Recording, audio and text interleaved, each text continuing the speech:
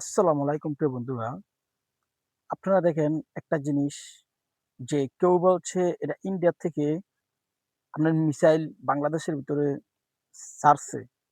তো আপনারা দেখেন যদি ইন্ডিয়া থেকে যদি বাংলাদেশের ভিতরে যদি এরকম মিসাইল যদি ছেড়ে থাকে তাহলে এর পরের ভিডিওটা আপনারা আগে দেখেন তারপরে আমি বলতেছি।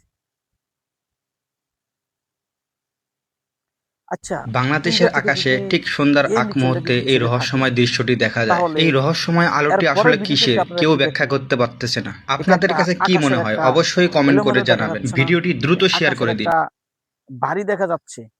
মানে আকাশে একটা যেরকম একটা বানচিরিক মারে জোরে, মানে এরকম মানে দেখা যাচ্ছে। তো ওইটার লগে ওই মিসাইলটাও কি বাড়ি মারবে এটা কি আপনাদের থেকে বিশ্বাস হয়?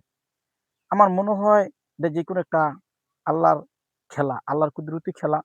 তো আমাদের যেই পূজা পাপ শুরু হইছে, এই পূজা আল্লাহ সহ্য করতে পারতেছে না।